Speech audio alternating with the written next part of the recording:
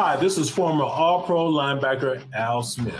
When I played, I worked hard to train my body, eat right, and practice to make sure I was prepared on game day. That's what vaccines do for our immune systems. Talk to your doctor about respiratory illnesses like flu, COVID, or RSV. Get the information you need to make an informed choice. Preparation keeps you game ready. So gear up, Tennessee. Your sports live here. WBUZ HD3 Laverne. We are the Game Nashville Sports Network. ESPN 94.9. The Fan. 30 years. Football Friday is the best high school football coverage going, and it's presented by Wilson Bank and Trust, your trusted local bank since 1987. By Josh Houston and Associates, a one-source scholastic experience. By Star Physical Therapy, committed to serve. And by Metro Nashville Police Department, serving Nashville with pride. And now, let's get to the action.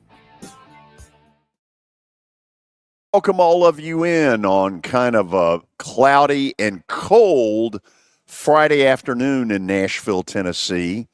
We have an unusual setup today where we will be on radio until 3:30, and then we'll give way to Vanderbilt basketball pregame as they take on Seton Hall today around 4 o'clock. Vandy is 5-0.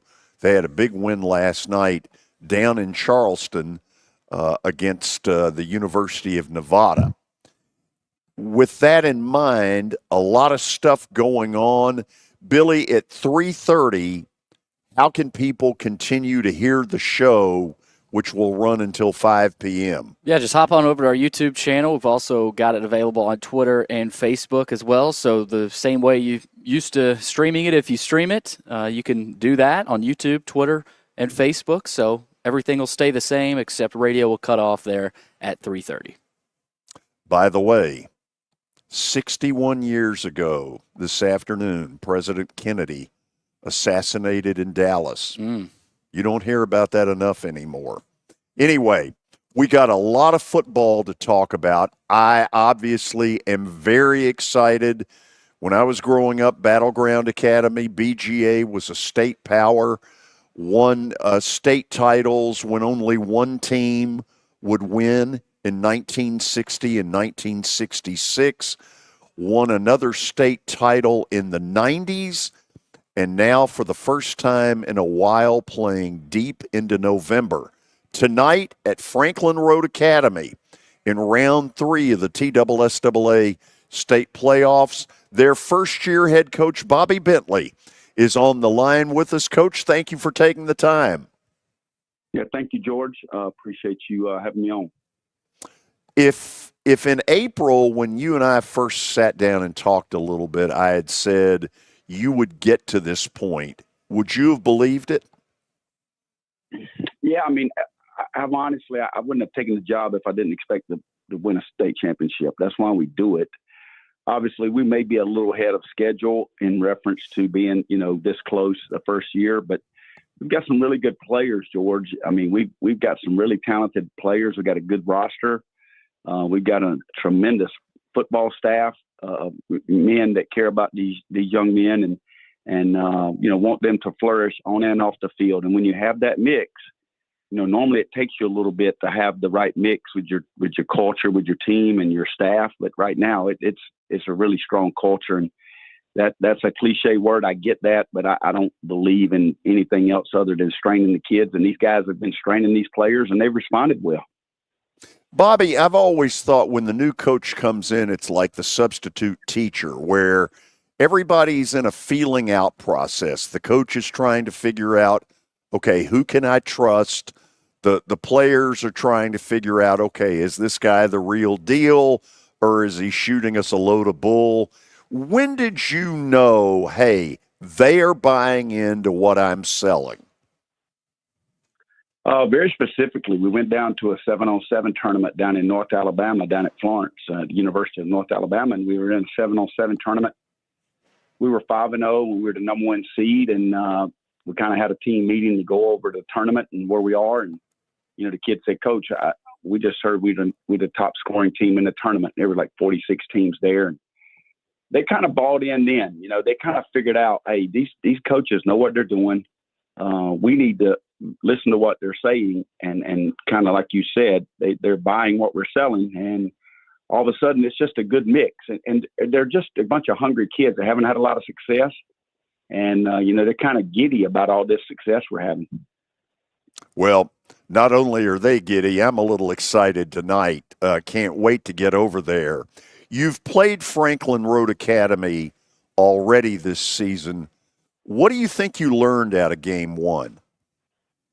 I think number one, they kind of was the only team that really bullied us. We're looking at our schedule.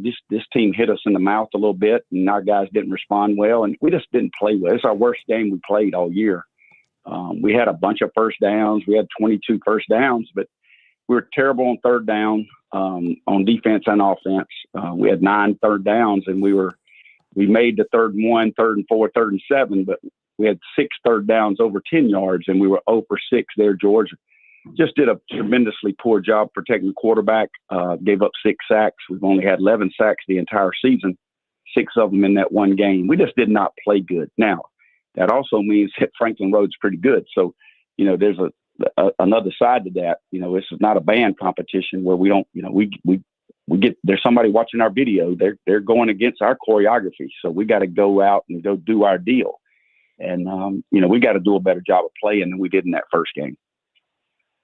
I've known Justin for a long time. He's a darn good football coach. When you get into one of these where you're playing a second time, do teams change what they're doing, or is it more of the exact same stuff you saw in game one? He's got the same players. He's going to put what he does a good job of. He puts the ball in his playmakers' hands. He puts them in space well. He does a really good job of that. And him being an offensive line coach, he has those guys schemed up front. Defensively, they do a good job. They're going to run their 3-2 defense, 3-5 defense. If they got their Jack and their Sam on the ball, and then sometimes they got them off the ball. So they do a good job changing it up, playing man coverage and zone coverage. So you just got to get a niche for what they're doing, and you got to take advantage of those plays that they give you. And they're a very well coached team. I think they're one of the best teams in the state, hands down, period. And they're very young, so he does a good job, and he's done a good job building that program. Bobby, give me a football lesson here. When a team runs a 3-5, what are the advantages to that? What are the disadvantages to it? Well, you got to be able to have a quarterback that can check. You got to be able to have a quarterback that can audible and get you in and out of the plays based on what they do, because they, one down, there'll be a 5-man box. The very next down, it's a 7-man box or a 6-man box. You've got to be able to audible and be able to get yourself in the right play call, or they will embarrass you, because they, if you call in a run play and they've got all those 7 guys in there, you're going to be in trouble. So you got to be able to have a guy that can, get you out of bad plays, George, and, where you don't have as many lost yardage plays against a stacked box. Okay, another dumb question. On the high school level, is it the quarterback getting you out of the bad play, or is it you? In our case, I'm not sure what other teams do. It's the quarterback. We ask our quarterback to do it, and we try to get him schooled up on the looks, and then he goes to the play that is for the non-7-man box play, or obviously we can throw the ball on RPOs if we have run plays called, where we can try to take advantage of the space that's given to us. So it just depends on what scheme you're running, George. In our case, we do it ourselves at the quarterback position. BGA football coach Bobby Bentley on the line with us. Billy, what do you got for him? Coach, got a chance to go to your meeting with CPA earlier this season and sat right behind your sideline. I was really impressed with the way you, but not just you and how you communicate with the quarterback, but your assistants as well. And everything's happening so quick. And obviously that was probably a little bit of a challenge for these guys, but obviously even early season, these players picked it up like you talked about. Talk a little bit about your staff. You've got some veteran guys like a Jack Pittman who's been there for a while, but also some really skilled younger coaches that I'm sure have really helped this team. Yeah, we really, that's the thing. We're taking a job at BGA. You don't take the job unless you know that the staff, the administration's vertically aligned with you. The staff here allowed us to bring in some coaches that are top level, high level guys that you want your son to play for. And as you mentioned, we got Jack Pittman, a Nashville legend, played at Middle Tennessee State, a great guy. He's coaching our D-line. Our linebacker coach is Tony Butler, another guy that has a lot of Tennessee roots. He was here at BGA before with Rock, was at Ainsworth last year as their defense coordinator. Our defensive back coach is Nathaniel Wellner. He played for me at Presbyterian College. He just got coach of the week as we shut out USJ last week and only gave up 5 first downs. And Coach Wellner's done a heck of a job.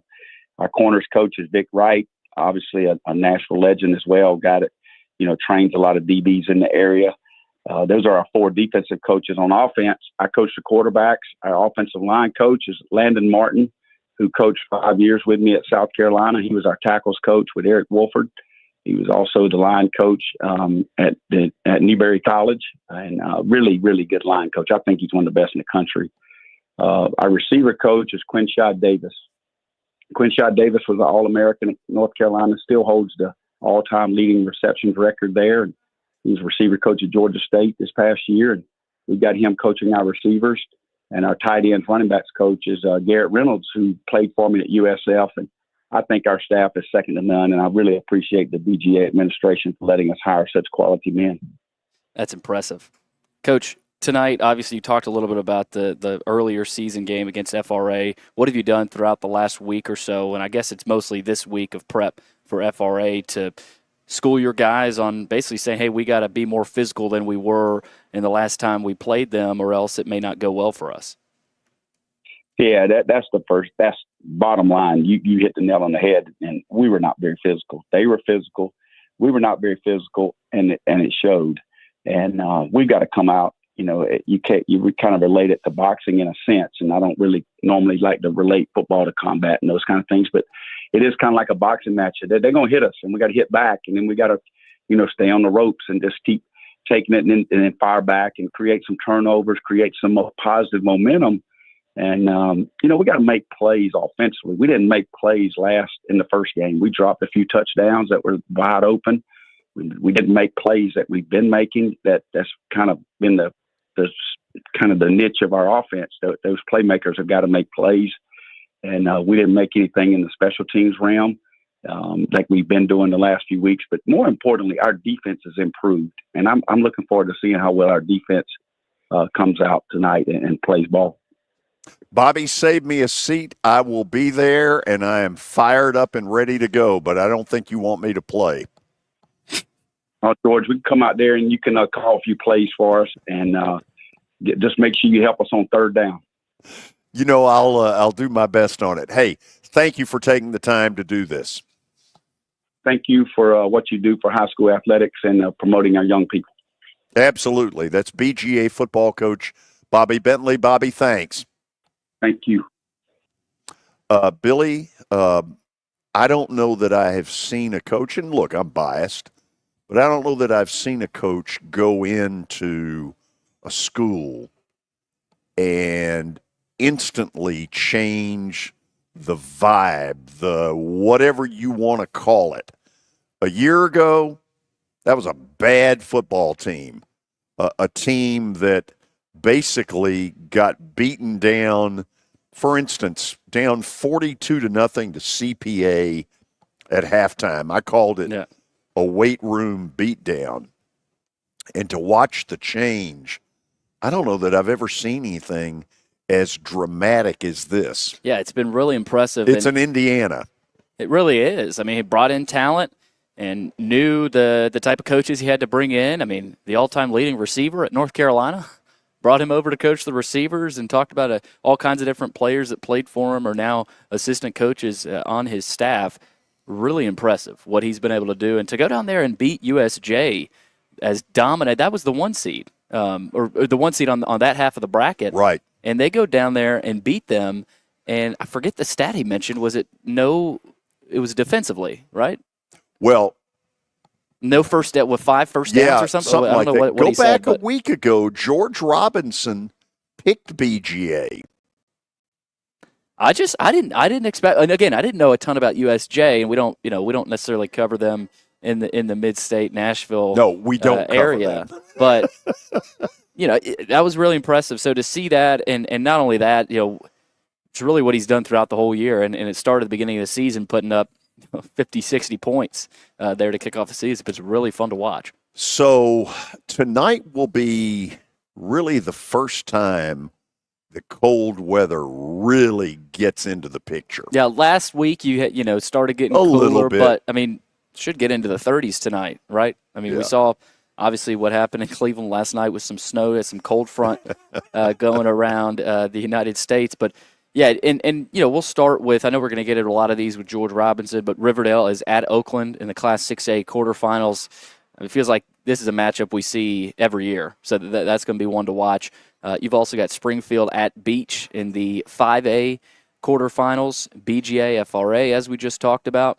Pearl Cone at Marshall County. Again, another meeting that we see a lot of these seasons. Pearl and Marshall County might be the best game in the 4A playoffs this week. Marshall County won the Region 5 title over Pearl Cone just a few weeks ago with an overtime win. So that's going to be really interesting. Brunetti's team not as good maybe as they were last year, but again, another chance for them to keep it rolling. So we'll dive into all those with George. So a lot going during the show today, but an interesting and different kind of show in that we're on radio until right at 3:30, and then because of the commitment to carry Vanderbilt basketball on 94.9, we'll give way, and you can watch the rest of the show. Watson Brown will join us.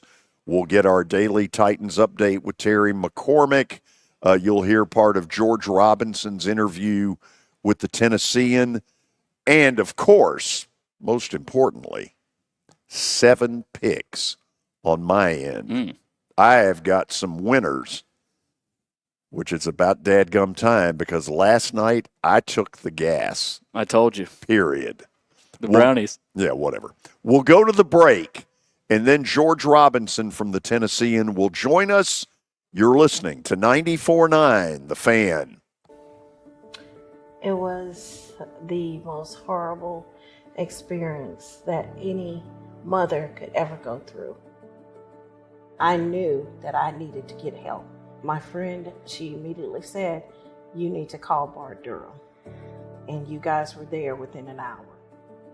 You guys are like family for us. Yeah, sure is nice to connect with the people that you're doing your best to help. It's easy to say good things about the folks at Strike and Spare Family Fun Centers. Number one, I trust them with something that's near and dear to me, the Plaster and Friends Celebrity Bowling Night. But more importantly, I see the fun people have. They enjoy the bowling, they enjoy the camaraderie, and you will too. Come by any of their locations and get ready to have some fun. Venture Express has been helping people in this area for more than 40 years. They're headquartered in Murfreesboro with over 30 years of dedicated fleets involving production, manufacturing, and corrugated experiences. They're an asset-based company with over 700 tractors, 4,000 trailers, and 800 drivers. If you need their help, dial them up 615-793-9500 or log on to ventureexpress.com. As the trusted premier custom home builder in Middle Tennessee, Donnelly Timmons has over 20 years of experience in the industry.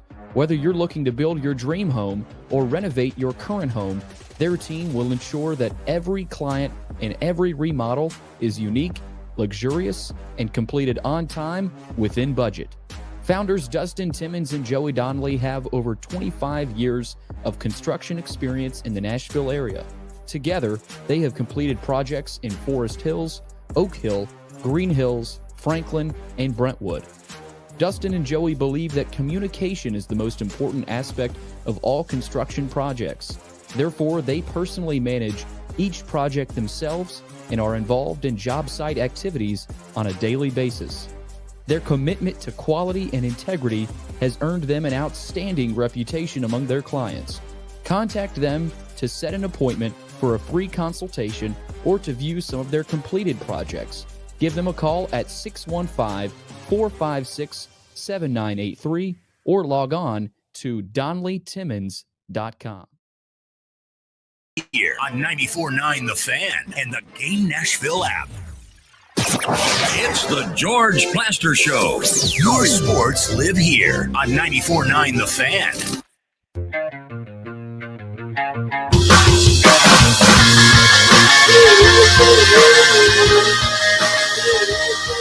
Okay, let me remind all of you that at 3:30 we'll give way on radio to Vanderbilt basketball pregame in their tournament down in South Carolina. They will take on Seton Hall today at 4 o'clock. The rest of our show you will be able to watch by way of podcast, and we encourage you to do that. And Billy, before we get out of here, will tell you exactly how that can happen. Let me get George Robinson from the Tennessean in here for a few quick questions before we turn it over to the station. George, thanks for being with us. Let me reconnect with George here.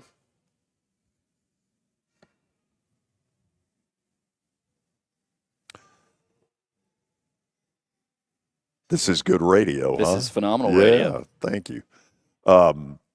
And again, I'm going to give George props because a week ago he predicted my Battleground Academy Wildcats to go to USJ and win. I don't think anybody thought 34-0, but that's exactly what happened. Billy, I'm guessing thumbs up. George, are you there? Okay, should be there now. Okay, George, are you there? Yep. Yeah. Beautiful. Okay, so I'm going to ask you a couple of quick questions, then we'll go to the break, and then we'll fire it up from a podcast setting. So let's get to the game that interests me the most. Does BGA have a shot tonight at FRA? Well, I'll tell you what, if FRA is as physical, if they make the game as physical as they did the first time these two teams met, I think it's going to be very difficult for FRA or for BGA to win this. I think everybody knows how good that offense is for BGA. FRA just made it a physical game the first time they played each other, and that's the same way. It's the same kind of process that CPA used against BGA is to make the game really, really physical. And I think that that's an advantage for teams like FRA and CPA. I think if BGA can spread FRA out a little bit more, use a lot of that quick game that they like to do, particularly with Arnett Hayes, who had a big game last week. I think BGA has a shot, and of course, being able to use Caden Marable's legs. I think that's how BGA can kind of equalize how physical FRA is going to want to make this game. FRA is really well coached, aren't they? Yes, they are. Coach Geisinger's done a really great job. He spent 7 years at JP2, and he's already built quite an impressive program at FRA in the few years that it's been at FRA now. Where will you be tonight? I will be at CPA Boyd County. That's going to be a big one. Obviously, CPA has been to the state championship 6 straight times. They're going for their 7th straight. And they faced the dean of high school football coaching in Tennessee, and Gary Rankin, who's the head coach at Boyd Buchanan. Obviously, Gary spent a lot of years at Riverdale and in Murfreesboro, and You know, he has, I think, 17 state championship win, or not 17, but he's got double-digit state championship wins. Yeah, it's sort of a John Wooden resume in Tennessee high school football. Dominant. Yeah. I mean, he's been he's the winningest high school football coach in the state's history. So, if that tells you anything, and he's going for I believe number 500, win number 500 tonight. So, if he can beat CPA tonight, which is a rematch of last year's state championship game, if he can beat CPA, that's win number 500 for him. So, you know, just an impressive resume, an impressive career, and he's a legend in this state. Hey, when you talk to him afterwards, tell him I said hello. Tell him I'm thinking about I him. will. Billy? George, on the CPA note, they're bumping up with the big boys. They're going to D2 AAA. Does that mean anything for the future of Ingle Martin, that program? Are you hearing anything there? I think they're going to, you know, they're going to take on the challenge like they've taken on any challenge. I don't think Ingle Martin's going anywhere. It's not going to scare him off. It's not going to scare CPA, the program, off. Now it will be interesting to see how they compete against that D2 AAA, which I think is probably the strongest in the state, with the exception of a few other teams in other classifications. But, you know, top to bottom, that is a very, very difficult division. And, you know, CPA, obviously, with their 6 straight state championship appearances and, you know, looking for their 2nd straight win, you know, the move into that division makes that division, you know, particular, that region, those 2 regions, even more formidable. But I don't expect Ingle Martin to shy away from that. I know for a fact he isn't. And you know, we'll see if they can reload. I don't know if they can win a state championship right off the bat next year in that division. But you know, give Ingle Martin a few years, man, and they'll probably be right back in it. All right, real quick answer here: Pearl Cone, Marshall County. Before we go to the break, George. I like Marshall County. I like Pearl Cone. I'm sorry. I like Pearl Cone. I know Marshall County beat them a few weeks ago in the region championship game that was at Marshall County, but they had to do that in overtime. I kind of like Pearl Cone to get revenge here. They're the defending state champs. So, George, hang with us. For those of you listening on radio, we will give way to Vanderbilt basketball pregame here in just a matter of seconds. Billy, if a person's listening on radio, but they want to continue with us until 5 o'clock by way of podcast, how do they do that? Stick with us on YouTube. If you're watching on Twitter, stick with us on that platform as well. Also, Facebook. Okay, so for those on radio, we'll send it back to the station by saying, this is 94.9 The Fan. Have a good weekend. Okay, now let's go podcast version only with George Robinson from the Tennessean. Billy, take over. All right, George, let's go to this. I mean, this is my favorite matchup. It's probably a lot of people's favorite matchup. Riverdale at Oakland. And I told George earlier, it feels like these two meet at this point in the playoffs or a similar point in the playoffs every year. What are you looking for in this one? Yeah, and you know, is this the year? Because it does feel, I don't know how many straight. Oakland's probably won several straight against Riverdale, it feels like. But is this the year? Could this be the year Riverdale nabs them? Well, Oakland's beaten Riverdale 2 straight now because last year in the region championship at the end of the regular season, Riverdale pulled off that upset over Oakland. Oh, right. And then Oakland came back in the playoffs and absolutely destroyed them 56-0. So so this year Oakland wins the regular season matchup. And now Riverdale will have an opportunity at least to kind of flip the script on Oakland. Like you said, this is one of those games that happens just about every year. These two teams, it's the Battle of the Borough. You know, it's the most heated rivalry in Murfreesboro. It's the two best programs consistently. in Murfreesboro over the past few years. And, it's Oakland needed to rally to beat Mount Juliet. I was a little bit surprised at how much Mount Juliet gave Oakland problems. I think Riverdale can give Oakland the same kind of problems, only I think Riverdale's better defensively. But, listen, I still like Coach Creasy. Oakland's been to the state championship game 4 years straight. They got a ton of talent, a ton of experience. DeJuan Morris, he's back, playing healthy again. Craig Tutt's been playing well. I think Oakland's probably a little bit too much for Riverdale. But I think this is going to be a really, really good game. We got another good one over here in Bellevue tonight. Ennsworth hosting McCallie. The Tigers are looking to win their first state title since 2013. They're well on their way, undefeated at 11-0, led by the Hasselbecks. And for anybody that hasn't heard of that coaching staff, go take a look on their website with just an incredible. It's all Hasselbeck. Yeah, but I mean, you've also got Alex Hornibrook, who was at Wisconsin, and just ridiculous amount of coaching talent. But they've also got a ridiculous amount of player talent as well. But so does McCallie. I mean, I think this is an underrated, maybe best game to watch tonight. What are you looking for in this one?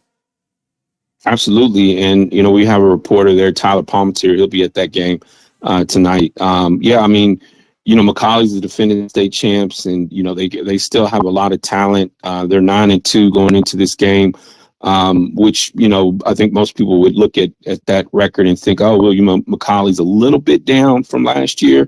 If they are, it's only maybe a tick. Maybe they're a tick down from last year. I don't see them being that far off from last year's team.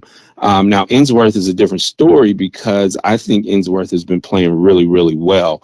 I wasn't that offensively last week in their, they had a blowout win last week. I wasn't that impressed with their offense. They kind of struggled a little bit, had some penalties. There were some times where, they just couldn't move the ball. But I think that a lot of that was just a function of maybe, having that first round bye, and then going into last week's game a little bit rusty. I expect their offense to play a little bit better, but their defense, man, their defense has just been absolutely outstanding all season long. That's, in my opinion, the biggest reason why they're 11-0. And so I think McCallie is running into probably one of the best defenses that they've faced this season. So, and I like Ennsworth to get the pull off. I don't know if you want to call it an upset win, but certainly anytime you knock off the defending state champs, that's a big win. But I like Ennsworth in this game. George, you've got both McCallie and Baylor in action tonight. Brentwood Academy goes up to Chattanooga to take on Baylor. And I guess I'll just say it this way. Can BA pull this off? Well, I think what was the last time they played, it was 7-6. I think that was the final score of the Baylor-Brentwood Academy game. I don't know anybody who wasn't shocked by that score. I thought that would be a romp for Baylor. Even with the talent that Brentwood Academy has with George McIntyre and, Kayshawn Bowman and Neil Clifton, who's had an outstanding year this year. I think this is going to be, it's certainly not going to be 7-6. If it is, then, what do I know? I should just retire as a sports writer, I guess. But I think this game, I think it'll be a close game. I think it's going to be a lot more scoring. I think that I still like Baylor. I do. They were in the state championship last year. They still have a lot of talent this year. I think Brentwood Academy has been playing about as good of football as it's been playing probably in the past 3 years or so. But I still like Baylor. I just do. It wouldn't shock me if Brentwood Academy were able to pull off the upset. Paul Wade is a great coach. He's been to state championship games before. He's won multiple state titles before. So he knows how to coach in big in big games, and it doesn't get any bigger for Brentwood Academy, at least not at this point in the season. Now, if they get to the state championship, that'll be the biggest game for Brentwood Academy. But right now, I do like Baylor. I think this is a big moment in time. I don't want to over dramatize this, but you talked a lot about Baylor and McCallie, and whether it's fair or foul, what obviously has been going on there. But if you mean the fact that they're annexing to the Canadian Football League? Well, yeah, we know what's going on. But if Ensworth's able to beat, yes, we do. I mean, could you imagine, George, if Ensworth's able to knock off McCallie and BA's able to beat Baylor? I think that would start to change that. And I'm not saying that would stop people from talking about it and complaining about it, but maybe it halts a little bit and say, hey, there is other talented teams in this region. I'm not saying it's going to happen, and it might be a long shot, but if it does, that could be an interesting talking point. Yeah, I mean, and people have been talking about this for the past couple of years with McCallie and Baylor, and the boarding school, and the fact that kids can go to those schools and basically it's like it is what it's called. It's a boarding school. So yeah, well, and then there's a lot of Canadian kids that have come down. In Canada, high school football isn't it isn't it doesn't have the same sort of reverence that it has in the United States. And so if you're a good high school football player in Canada, there is I guess a pathway to sort of bring your talents to America, where high school football is a little bit more there's more focus and more emphasis on it, and the ability to go on and play college football, and eventually probably play in the NFL. So you see a lot of those kids, from the Canadian ranks, moving down into the United States to play high school football. Now, I don't know how a lot of those kids are finding their way to McCallie or Baylor or in Chattanooga, but they have, and it's really helped those programs, and certainly has caused some maybe some eyebrows to raise in around the state, certainly in Middle Tennessee. But yeah, if Brentwood Academy pulls off the upset tonight, Ensworth beats McCallie, I don't know if it quiets that crowd a little bit, but it certainly is going to be a talking point for for schools that don't have a lot of those those influx of Canadian players on their roster. But listen, Brentwood Academy and places like Lipscomb Academy and Ensworth, they get their fair share of kids that come into the program. Maybe not Canadians, but other talented players that come into the program from other states and other areas, to give them an influx of talent as well. So it's an interesting talking point, certainly. George, I'll ask the question. It ought to get Billy's attention. Brian Rector resigns at Father Ryan. Number one, were you surprised by that move? And secondly, does the job stay internal, or do you have a candidate that you say this is the guy that's going to get it? I've been kind of looking at that. I was a little bit surprised that Brian Rector and Father Ryan parting ways. I'm sure Billy probably has more info on that than I do, but there's already been Independence hired a new coach just an hour ago. In Scott Blade, that takes him off the board. I would have thought, Scott Blade might have been a good candidate, but Independence has gone back to the championship well with Coach Blade, who I think led Indy to the state title in 2015. So that takes him off the board. There's some other, there's been already some coaching resignations in Middle Tennessee and Nashville area, JP2. They're looking for a new coach. So I think there's some candidates out there. I'm not sure who's kind of vying for what positions right now. I've kind of had my head buried in this high school playoffs as we go along, getting close to the state semifinals with these quarterfinal games tonight. But It's definitely going to be interesting to see how other programs start to look at or start. I think we foreign lost coach. Am I still here? No, we got him. I think we got you. Okay. Keep going. Okay. Well, I was just saying it's going to be interesting in the next few weeks as teams start to drop out of the playoffs, and that coaching pool starts to widen for a lot of these schools. What some of these schools who are looking for a coach are looking for in a coach, and what they are, what they kind of prioritize. If they're looking for experience, if they're looking for championship experience, winning programs, maybe they're looking for discipline for their program, or just trying to change a culture. It's going to be interesting to see how that all shakes out. George, you were a good man to put up with all of this. Tonight ought to be a lot of fun. Appreciate you taking the time to join us. Thank you, guys. I appreciate it. Thanks, George. George Robinson from the Tennessean, not only covering high school football, but getting himself ready for the Plaster and Friends Celebrity Bowling Night, which is a week from Monday, and I'm going to talk about that later in the show. We'll go to the break, and then when we come back, Holly Taylor and the Star Physical Therapy Health segment that we have every week here on Football Friday. This is my buddy Stan Harrison from Apple Collision Centers. Recently, you've been talking to me about companies that have a fleet of trucks and they're always in need of repairs. That's right, George. We understand that nobody likes to deal with the auto body repair process. We try to simplify that at our 3 convenient locations.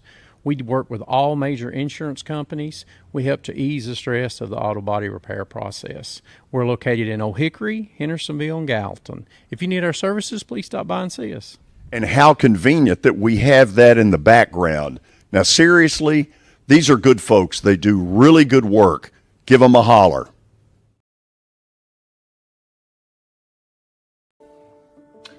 It was the most horrible experience that any mother could ever go through. I knew that I needed to get help. My friend, she immediately said, "You need to call Bart Durham." And you guys were there within an hour. You guys are like family for us. Yeah, sure is nice to connect with the people that you're doing your best to help. Over the years, more men have started to seek help for hormone deficiencies and imbalances, and Dr. Jeffrey Lodge and wife Daphne, along with their experienced staff, give men the treatment required to improve their quality of life, improve your immune system, energy level, cognitive function, and more. There's no better time to achieve a healthy lifestyle. What are you waiting for?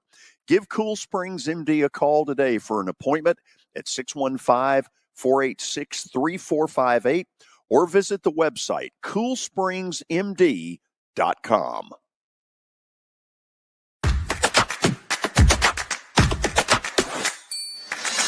Are you concerned about the Medicare Part D changes for 2025? Believe me, you're not alone. You need to contact Pancoast Benefits. They'll make the changes clear and easy to understand. Trust Pancoast to guide you through it all.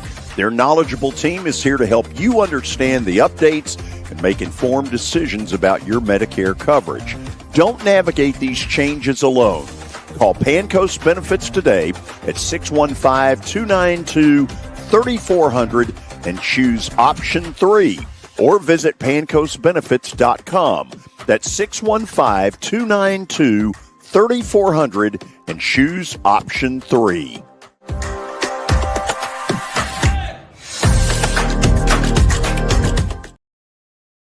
For over 35 years, Wilson Bank & Trust has been committed to providing customized banking solutions to help individuals, families, and businesses in Tennessee achieve their goals. As your full-service community bank, we are proud to offer loans with competitive rates, local decision-making, and fast, friendly service from our experienced lenders. No matter where you are on your financial journey, Wilson Bank & Trust is ready to help you take the next step. Visit your nearest Wilson Bank and Trust office or online at wilsonbank.com to get started today. Member FDIC, Equal Housing Lender.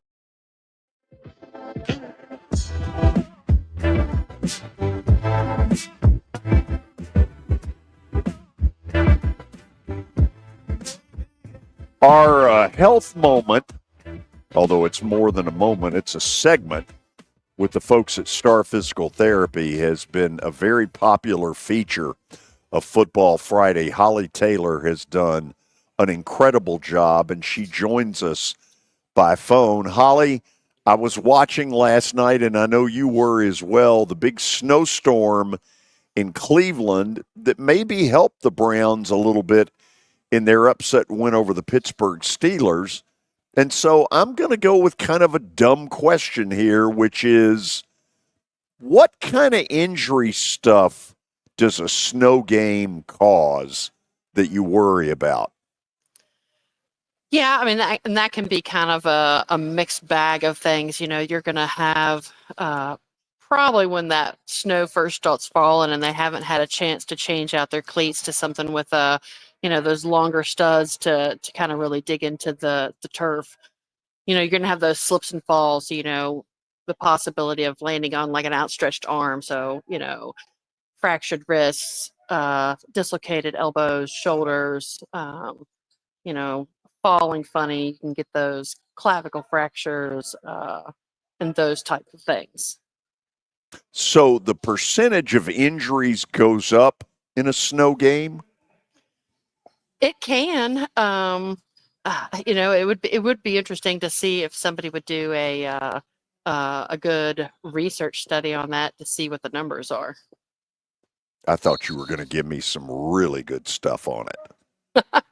You know, here's a study from the North Pole, Santa Claus says. But you know, what you do think it does is it gives the underdog a better shot, because sometimes it takes some of the skill away from the game. Yeah, it can. You know, and there was some impressive plays last night, given how heavy the snow was falling last night, especially some of the pass plays I was pretty impressed with, because you would think that they would be more of a ground game just with that decreased visibility. I want to ask you about something I don't think we have talked about this year. When the word torn meniscus comes in, can a player play with that?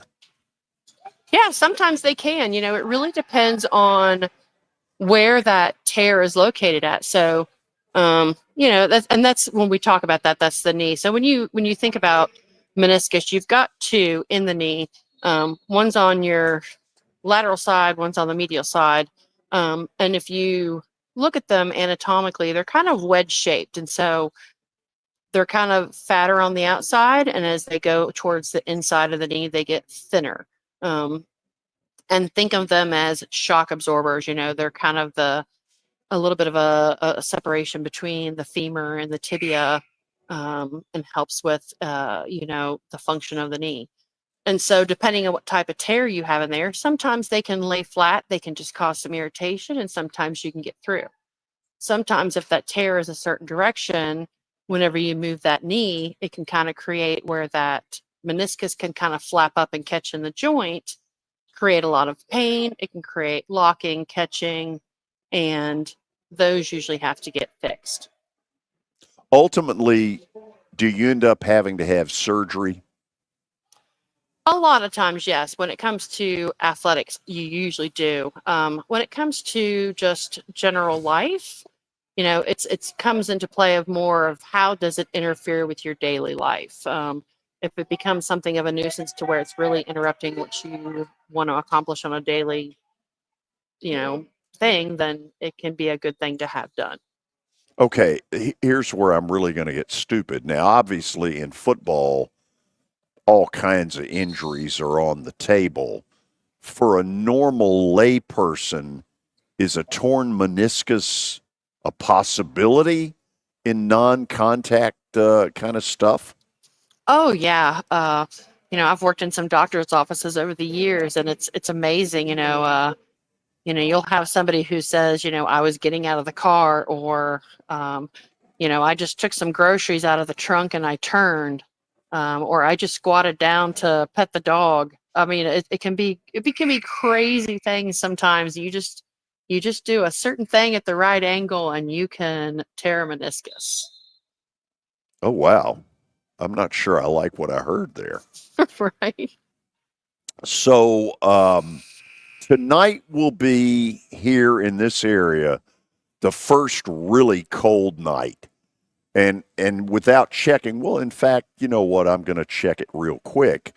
You get into wind chill stuff. Yesterday, the wind was brutal. Tonight, wind gusts up to 18 miles per hour. If you're playing football, what all should they be wearing because it's colder than what they've been experiencing?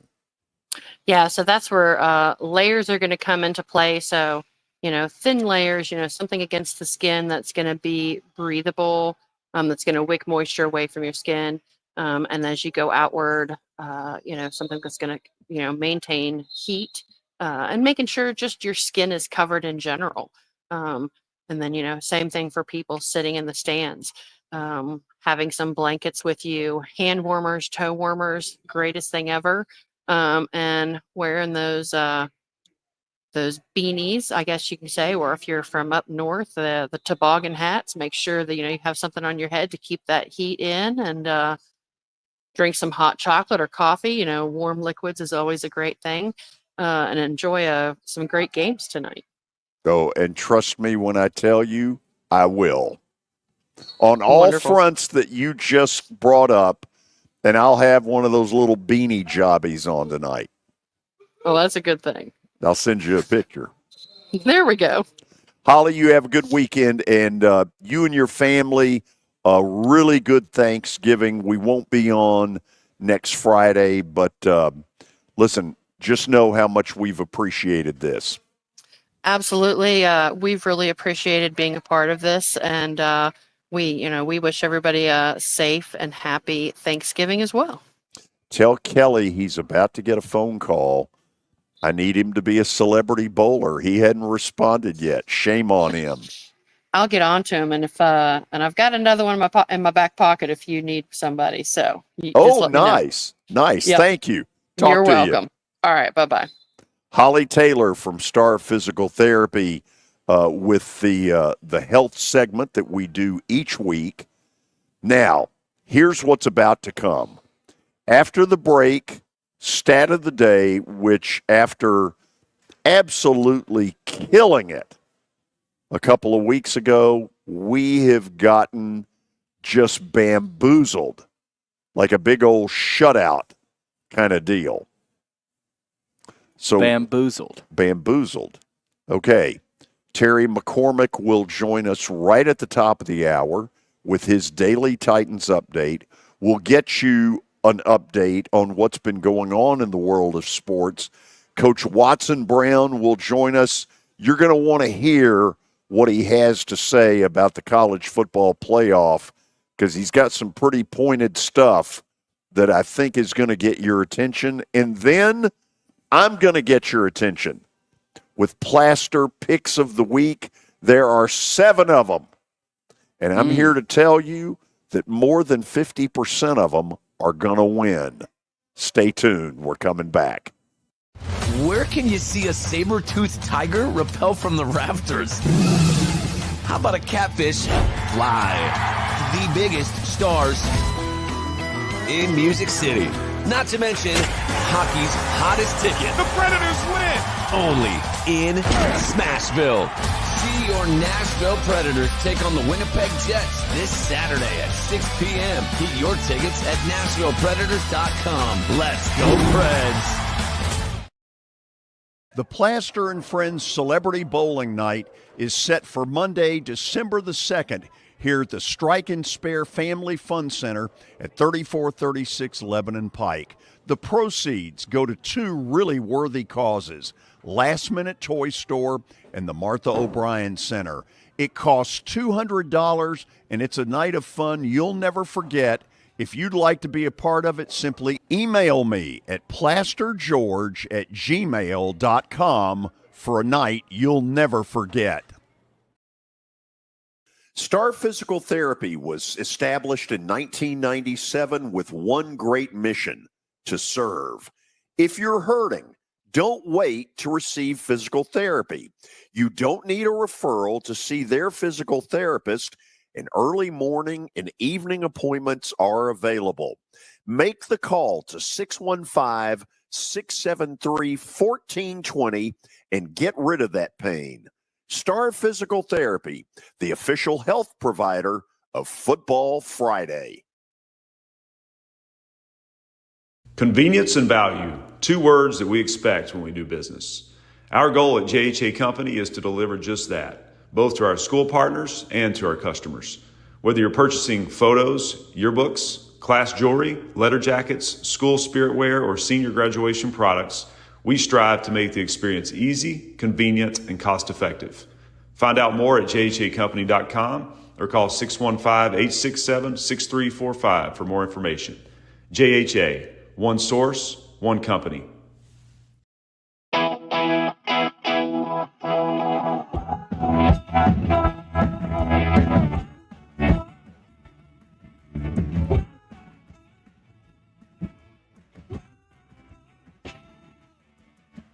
Time for Stat of the Day, brought to you by Apple Collision Centers. They got 3 locations: Old Hickory, Hendersonville, and Gallatin. Give them a call, 615-754-9800, or log on to applecollisioncenters.com.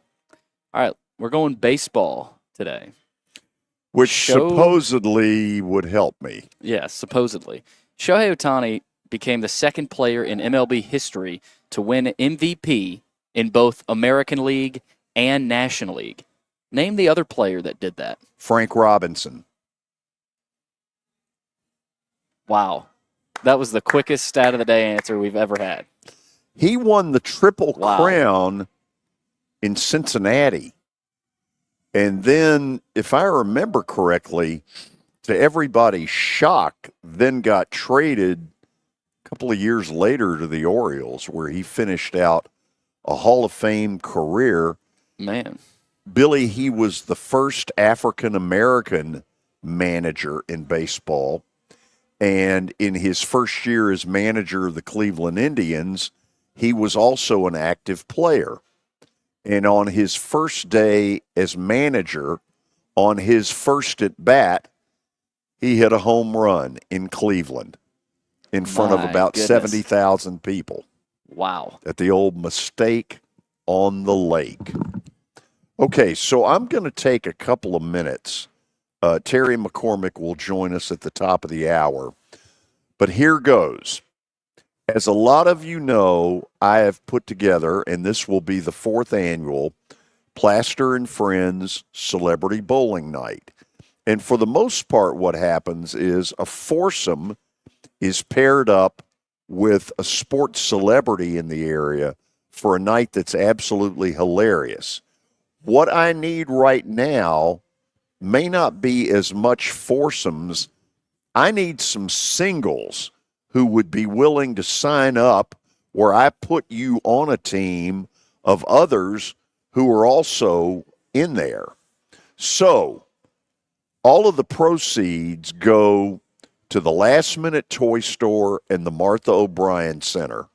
And I cannot think of 2 better charities to help around Christmas, because it's all about kids, and that's absolutely the reason I aimed it that way.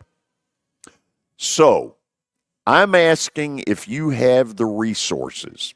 $200 is what it costs to be a part of this bowling night a week from Monday at the Strike and Spare on Lebanon Pike, to email me over the weekend, plastergeorge@gmail.com.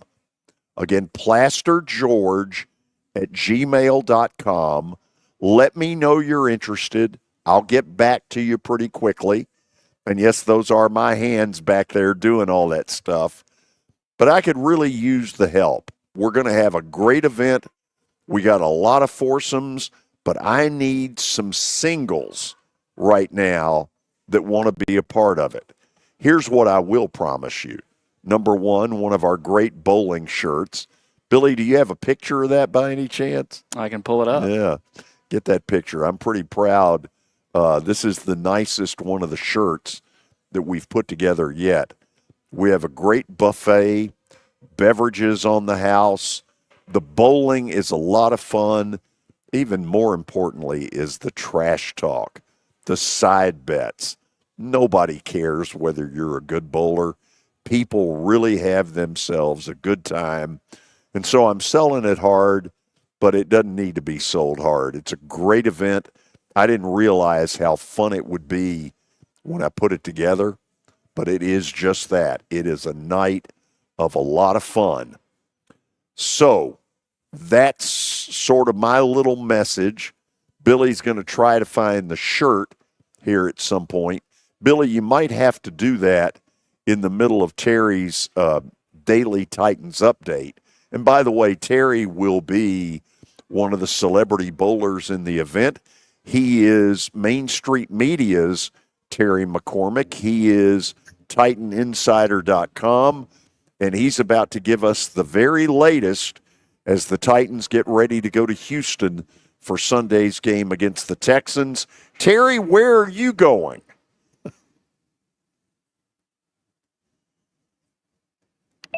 There he is. Terry, where are you headed?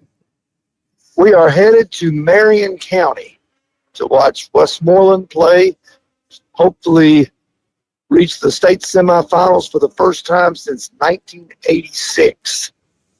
And I can feel your excitement because as a Battleground Academy alum, this is the first time we've reached the third round in, 6-7 years.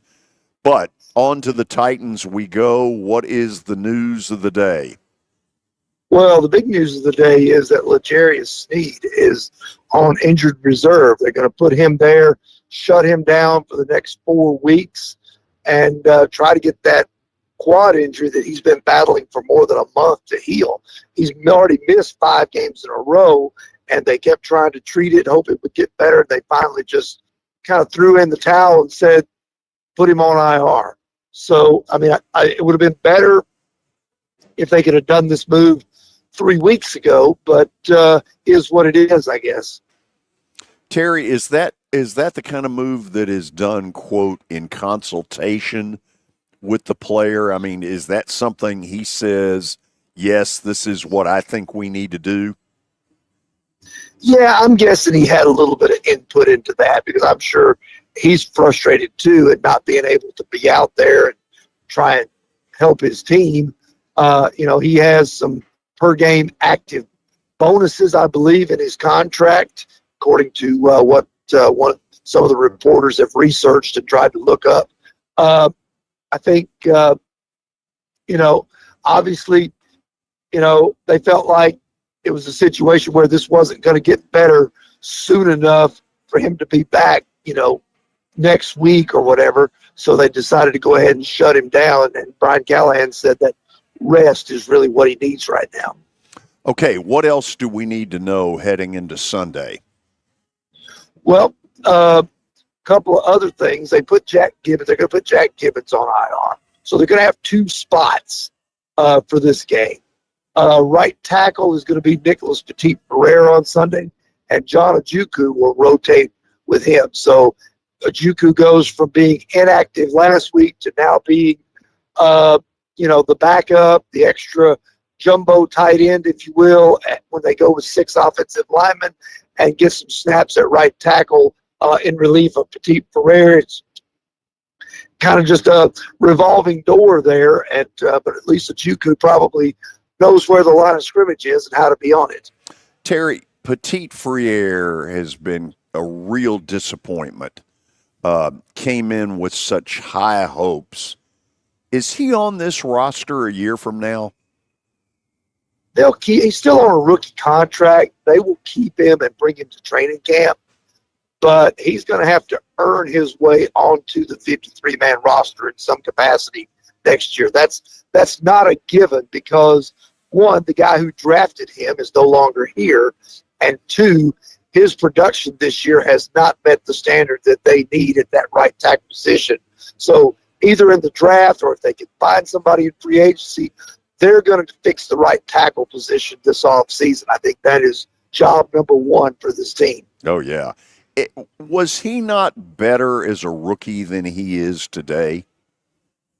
He was okay as a rookie, and I think that he got a little bit of a pass because, one, he was a rookie, and two, Dennis Daly was a turnstile over on the other side, so he didn't get noticed as much as Dennis Daly did when the left side of the line was a big problem. So I think he's now being exposed because he's the weakest link on the line. Turnstile, I like that. Yes. Okay. Anything else you want to share? A couple of guys will be questionable. One is Justin Hardy, who is battling a groin injury and has been limited some in practice this week. The other is Roger McCreary, who's been battling a knee injury, and he was limited today as well after not practicing Wednesday and Thursday. So they're hopeful that he can go, but if he can't go, then they're kind of in a world of hurt at the cornerback position, already down, of course, Snead and Chidobe Awuzie as their starters for many, many weeks now. And they basically have been going with three guys, and it's been Jarvis Brownlee, Darrell Baker on the outside, and McCreary on the inside. So they lose any one of those guys, then they're kind of in a world of hurt, especially against the Texans team that has a good, solid receiving core. Terry, enjoy your football. We'll check back well, I can't say that. We'll check back in with you on Monday after the Texans game. All right, sounds good. See you, George. Terry McCormick reporting from God only knows where on his way up to God only knows where. In between Westmoreland and Marion County somewhere. Yes. Surprised his service was as good as it was. It was outstanding. So this is where on Friday I turn to you with update material. Is it good, solid stuff or a bunch of crap? Oh, it's great stuff.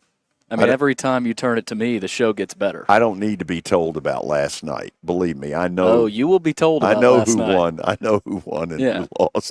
And who, more importantly, did not cover. Yes. Anyway, update brought to you you by Lori Burnett Leland. You can find her online at mortgagelady.usa.com or give her a call, 615-969-4350. She's the only thing about this segment and the way it's starting that I think I like. No. Well, I liked this last night. The Browns beat the Steelers 24-19. Who needs a dome? Browns beat the Steelers in an absolute snow globe, and I think Cleveland needs to stay outside after that. Well, I mean, that's an advantage. Easy to say until you sit out in that. But they love it. I mean, that was still packed, and that was people the with thing their shirts off. And that's what you get in an established NFL city, which obviously the Browns go way back. They're 2-8 going into last night, and yet when it got into like a little mini blizzard in the third quarter, it didn't look like anybody left. No, did you? I don't know. I didn't really watch. I saw some highlights. Did you notice how on the sidelines they had them all marked off, and it looked like they had done that on the field, but it was AI generated. Yeah, and the legs of the players would be cut off and kind of invisibilized, if that's the word, which I thought was pretty funny. So take this to the bank, okay, because all of the other networks watch each other.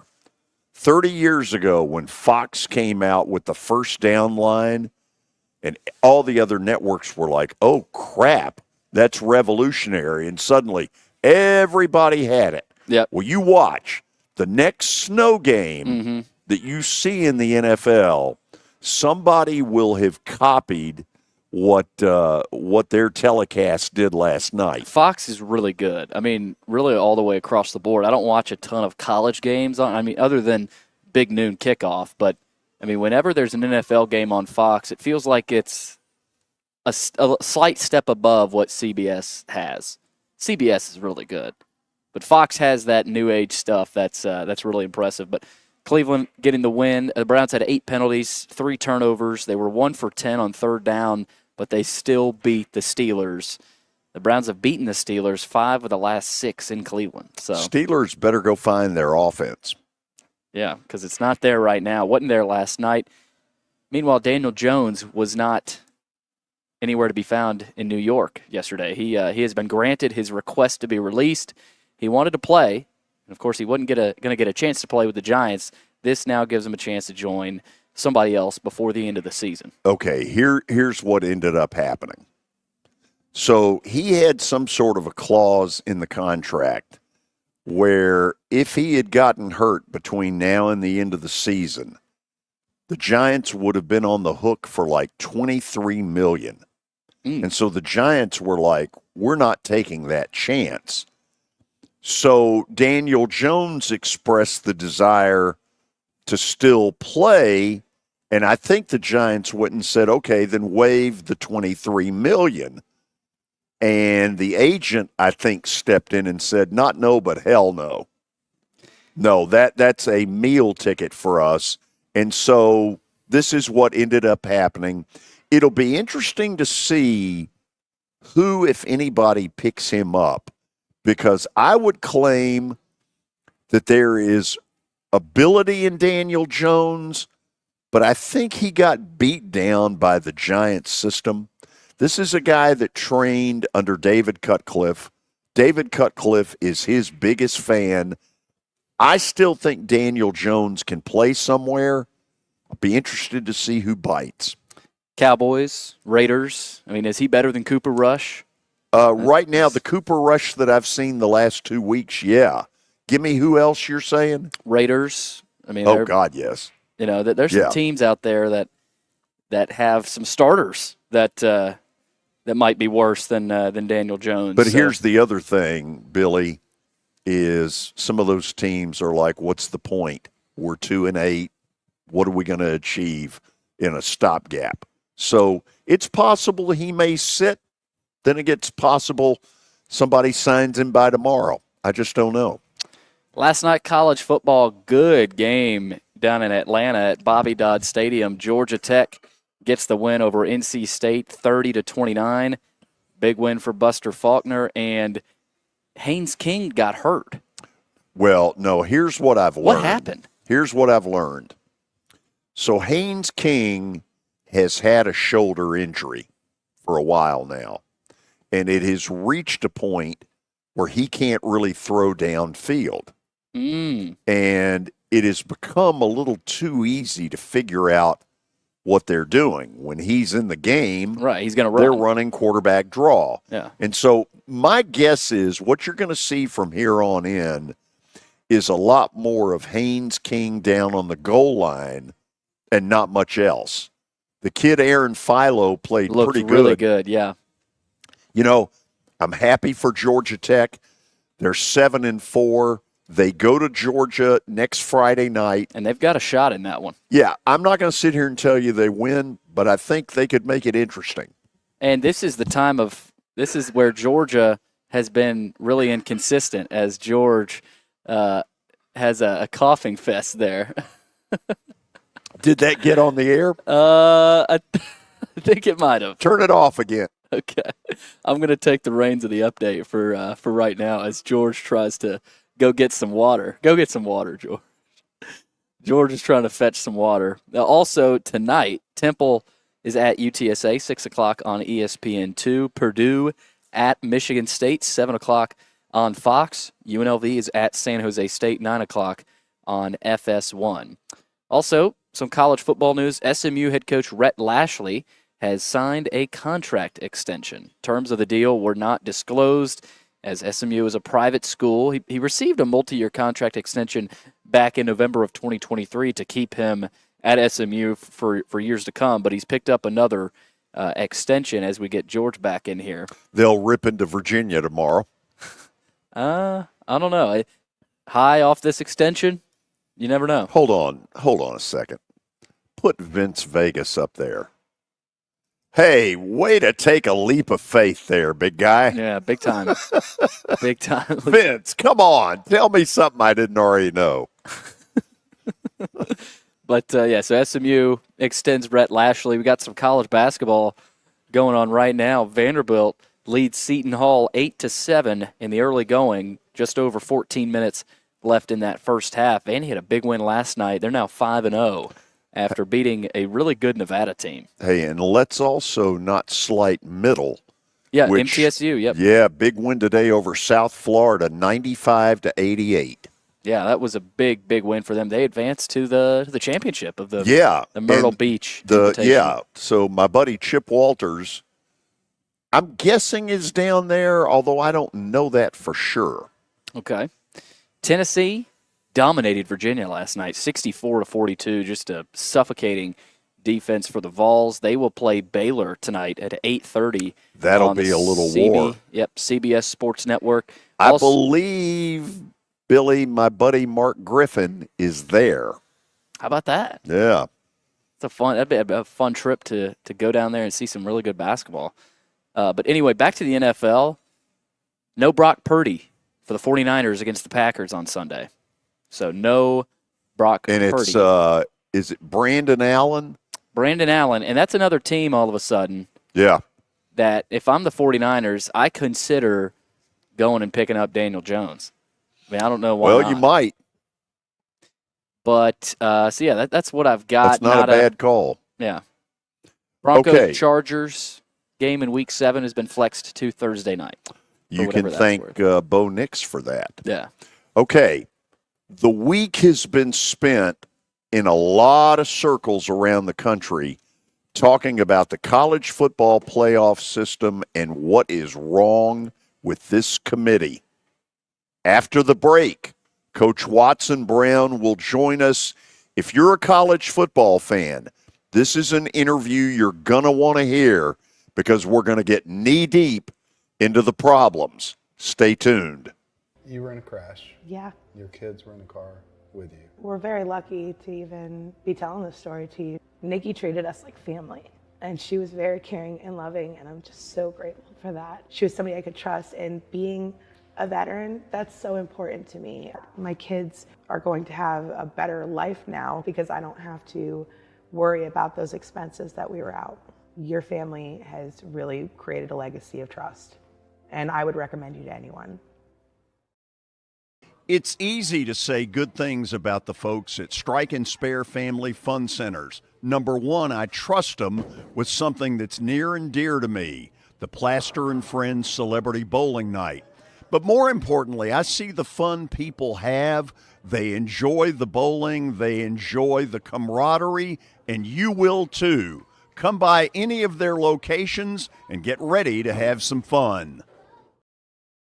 Venture Express has been helping people in this area for more than 40 years. They're headquartered in Murfreesboro with over 30 years of dedicated fleets involving production, manufacturing, and corrugated experiences. They're an asset-based company with over 700 tractors, 4,000 trailers, and 800 drivers. If you need their help, dial them up 615-793-9500 or log on to ventureexpress.com.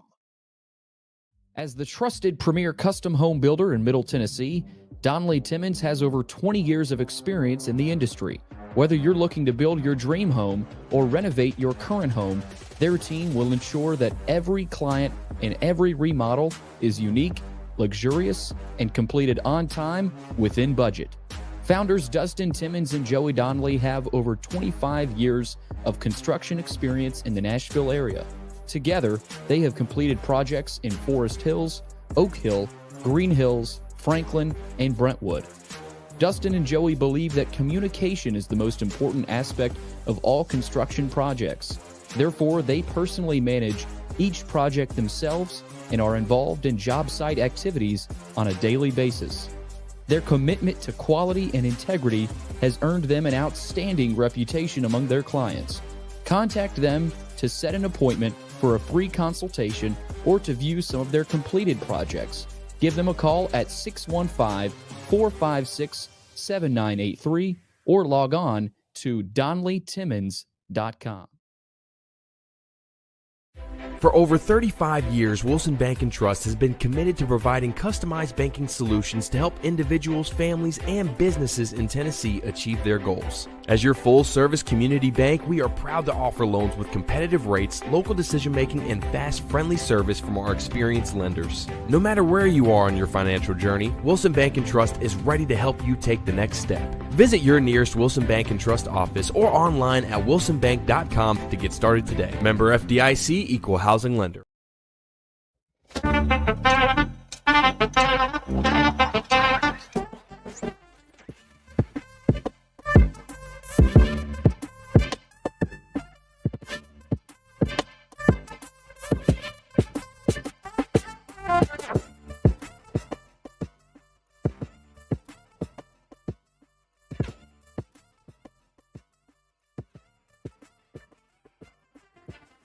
Okay, this will come down in.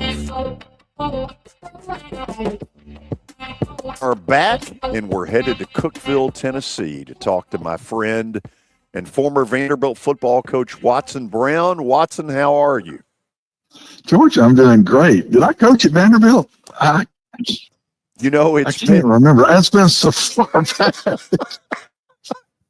That was, what is that, 30, 40 years ago now? I can't even remember. Try 34 years. 34 years ago. I was young and thin and not real happy with a certain athletic director.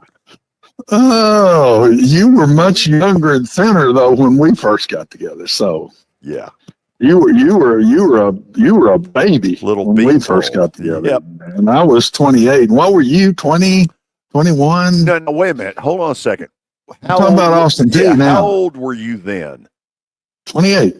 Okay, I was 28. It might have been 20. Did we do it my second year there or both years? My second year one. And I would have been either 18 or 19. I had a nice case. So a nice case of acne. Yeah, you did. Your hair was too long. Case. And it's the worst. And my coat was too bright. It's the worst coaches show in the history of those stupid shows. Somebody should have kept that because it's the worst show that was ever put together. It'd be so embarrassing. So I would not want to see that booger. No. I want to throw a theory at you and see where you go with this. So everybody's got their opinion on the college football playoff committee. And I've brought one out that nobody else has is, why are we not getting the retired coaches who really know what's what instead of these bean counter athletic directors? To me, that's a big crux of the problem. Well, where can you judge a team if you've not coached and been out there to do it? I don't get that. It would be just like taking fans and letting them be the judge. And Lord, we don't have a game without fans, George. There's no doubt about it. And think back about COVID and how bad it was. And the pageantry of football is the fans. But when it comes to this, it should be done by guys that have done it and can recognize a football team and a good one and one that's not as good or whatever. And so, yes, I agree with you. I don't like the way this thing's going. I don't understand how one win guys can be put in front of one loss guys put in front of two loss guys with who they've played. Is the one loss more important than the two losses, or is it more important on who you beat, who beat you, and down the road that way? So I don't like the way this thing's going at all right now. Does it feel like all they're doing is simply looking at your record and taking the easy road out? Absolutely. It's got to be. I just don't see with who the SEC's played. Everybody going to say, well, you're prejudiced. No, I'm not. I've watched a lot of Big Ten, a lot of SEC. SEC's a lot deeper than the Big Ten. The better teams in the Big Ten may be better than the SEC teams, but the Big Ten teams hadn't had to find out yet because they haven't played near the tough opponents that the top SEC teams have played. And that's why I think a one-loss team shouldn't – a zero-loss team, okay, I get it. Till they lose to somebody, I get it. But the one-loss teams ought to be that shouldn't be the criteria to be put in front. Right now, all the SEC schools except one are going to be going to host places, and I just don't think that's right. So I had an absolute fit Tuesday when Boise State got number 4, and I don't mean it to be anti-Boise State, but Watson, I do think I know enough about football to know that once every 5 weeks they play somebody tough, and if you can sprinkle that in with 3 or 4 Hostess Twinkies, makes life a lot easier. The game we play, George and Billy, the game that I coached, it's how good is your team against who you're playing. It's not your one-loss record. How good is your team against who you're playing? And you put Boise into the SEC, I'm sorry, they might be sitting with 2 losses like just about everybody is. Who are the 2 that got 1 loss right now in the SEC? They played weaker, they had the weaker schedule. Texas and A&M both had the weaker schedules, and that's why they have 1 loss right now. It's easy to see, and I was a group of 5 coach for a long time at UAB, and I just don't believe a group of 5, and man, the Conference USA would kill me right now, but I just don't think a group of 5 should be a chance to be one of those that gets a game off. I just don't believe that. And I'm not sure I'm going with this conference thing after watching it. I'm not sure I like that either. Top 4 seed teams ought to get the week off. And I don't think it just ought to be conference champions.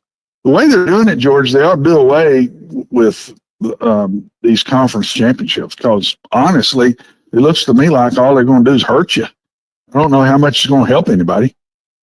That's never going to happen because there's too much money generated out of it. So you'll be thrilled to know, and I know it'll be a great honor that you can tell your family about, that I listed you as one of the coaches that now that you've retired, and it's the usual suspects you hear out of me, David Cutcliffe, Bob Stoops.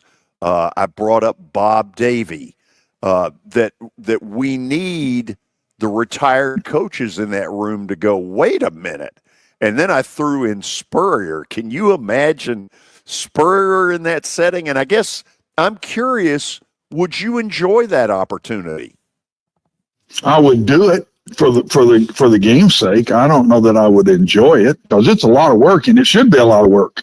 Yeah. And if it's not a lot of work, then you don't need to be on the committee. You really need to go in there with some pride and do it right. And Frank Beamer, I can probably give you some more.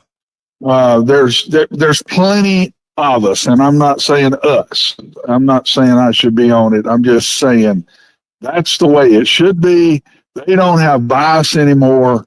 I don't care where they coach. They don't have bias toward that now. I wouldn't do that. I wouldn't feel that way if it was Oklahoma and I spent 2 years there. I wouldn't. And so that's who should be on that. 100% should be on it.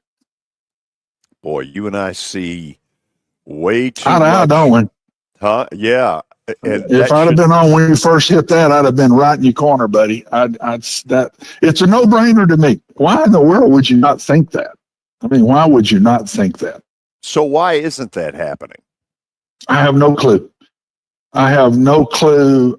I hope it's not that we're staying in tight with ESPN or whoever's hosting these, getting to carry the games and all that junk. Who are the best 12 teams? George, this is going to be neat, man. And we don't need to blow it by not having the best 12 teams in there because we're fixing to see some fantastic football games if they pick the best 12 teams. And then not just picking them, who gets to host and who has to go on the road to play. I really don't like the way it is now. Maybe it'll change before it's over because there are some Big Ten games that could change this a little bit. And also Notre Dame's way up there. Are they? Have they played a good enough schedule? Do we really know? and I'm not sure that Southern Cal won't knock them off. It's just when you lose to a MAC school, that's got to play bigger than just it's one loss to me. And again, I'm talking like a coach, but that's the way I think it ought to be looked at. Okay, one last issue about the playoff that I want to get you to comment on. There's a real possibility with games at Penn State and at Notre Dame in that December 21st weekend that we could really encounter weather that's like what we saw last night in the Browns in Pittsburgh. If that were to happen, does that speed up the process of eliminating the campus games? That's a great question. I don't know how far they would go with weather, but with all those Big Ten games as of today, if we did it today, you would be taking chances. There's no doubt about that. I really like the thought of going in the first round to the campuses and having pageantry one more time through for a weekend. That might be as good a weekend as we have, because I'm telling you, the fan base in those places, it will be wild. And so I hope we don't run into that, George. I do think in future years it will become a thought process, though. Okay, on to some games that I want to get your opinion on. Let's start with Billy's beloved Notre Dame, who absolutely crushed Navy at the line of scrimmage. Will tomorrow night against Army be a carbon copy of that? No, will not. Army is much better on defense than Navy. So it will not be the same. Notre Dame, I think, will win the game, but I think it'll be a much more competitive game. Matter of fact, I quit watching a lot of that by halftime. They were just knocking them down. But Navy has struggled here lately. They have. Army has been strong even with their quarterback hurt part of the year, and it's because of their defense. So I don't think you're going to see Notre Dame just run over Army, no. But I do think they'll win the game. Billy's highly upset with you, and here in a couple of minutes, I can imagine. When I let him talk, you're going to get the Catholicism moment. Well, that's okay. That's okay. So here's another one that people are intrigued by. We think Indiana's really good, but we're not 100% certain. But we know by the end of tomorrow, we're going to know. How do you think they play at Ohio State? Better than people think. I think they're pretty good. I mean, he brought in a lot of new players. You've got to take the IU off of the past and just look at the IU on the helmet this year. And he's brought in a bunch of good football players. And I don't know how much NIL money he had and how much he spent, but if it was looked into, I bet you it's quite a bit. And I think Indiana is better than – they're getting credit for being there. I do not think they win the game, but I think it's going to be a highly competitive game. Colorado's getting a lot of attention, so is Dion. A lot of it being about his future. Number one, do they go to Kansas and take care of business? And number two, do you believe he's at Colorado next year? Number one, I think that one is the one I'd put a question mark on. I still am not sold on Colorado defensively. And they can't just keep outscoring everybody, I don't think. Sooner or later, defense wins championships. Offense gets you there. But when it comes to that one night where your back's against the wall and the offense isn't doing as well as usual, you've got to have it. And I'm just not sure they're that good on defense. This is one of my question mark ones. I think that's toss-up going in. No, I don't think Dion will be there next year once his sons are gone. Pro or college? I don't know, but I think he's going to have his choice. How in the world could he not have the opportunity to go back to Florida State if they let the guy go? And I think there's a lot of people looking at him. It's a heck of a turnaround in a year. It really is. And the excitement he brought in the first year, and then they weren't near as good as the season went on. But the excitement he brought to college football and to Colorado itself and the university, and now to turn it around and have this kind of team, major credit to him, George. He deserves it. I mean, he'll pat himself on the back. There's no doubt about that. But he deserves it 100%. He's done a heck of a job. He is doing it the new way. Doesn't care how many he's gone and come in each year, and he puts the best team he can put together every year as he does it. And it's kind of an NFL thought process, and it's worked for him. And now to the Catholicism moment with Billy Derrick. Well, we already got your Sponsored by St. Henry's. Yeah, we already got your answer on Notre Dame. I want to go to Auburn hosting Texas A&M. Aggies are slight 2.5-point favorites. They control their own destiny here with 2 games remaining. If they win at Auburn and then beat Texas, they'll be in the SEC championship. But that's easier said than done, of course. Can A&M get it done with Marcel Reed on the road in a tough environment? That's another one of my question marks. That one to me is toss-up city. And if Auburn just takes care of the ball, Billy, just don't turn it over and don't do stupid things. If they just play a solid game, I think they're in the game. And there's so much pressure on Texas A&M. I know what that A&M Texas game is like. I know. And this will probably be as wild a one as they've had from way back, and because what could be at stake here. So there's a lot of pressure on A&M to get to that game and get by Auburn. I put it in the toss-up mode, even though you'd have to lean toward A&M, but it's a young quarterback, the kid from NBA, right? I mean, he's playing better and better, but he's still a freshman.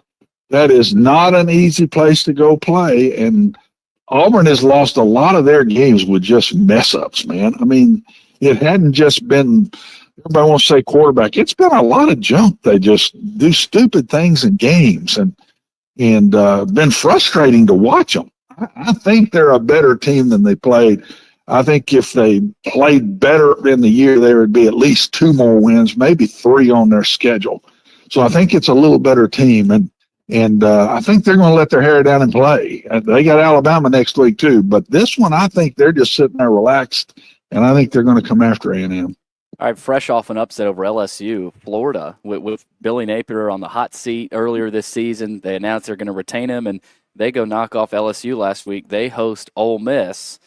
Does Ole Miss slip up here? Is this a dangerous opportunity, you think, for them? As much as at stake, I don't think so, but I do think it's going to be a really good game. I think Florida's gained a lot of confidence from last week. Their quarterback's back, even though he's not 100%. But he is back, and he's playing. The crowd got back behind Billy and the team again last week. It will be a wild atmosphere, and I think a close game. Ole Miss is just too good unless they pull a Kentucky. It's in them. We've seen it, but I don't think so. Too much at stake with Starkville next week. I don't think they're going to mess up, but I do think they got their hands full and it'll be a close game. The natives are restless in Baton Rouge. LSU hosts Vandy. LSU is they've beaten some good teams, Coach, but they've lost 3 in a row. Can Vandy make it 4 in a row, you think? I think Vandy wins. I think Vandy's going to win the game. I'm straight out saying that's my upset pick. LSU has not been great on defense all year. It's up, down, really good for a quarter, then all of a sudden awful. A&M picked them apart doing a lot of the Vanderbilt type stuff that Vanderbilt does offensively. Vanderbilt has a great knack of just staying in games, and you stay in the game in Baton Rouge with the atmosphere the way it is right now, that place could change in a heartbeat, and you might not have that LSU atmosphere that everybody talks about if it's in the third quarter and it's within 7 or it's within 3 or Vanderbilt has a 3-point lead or something. So this is my upset pick.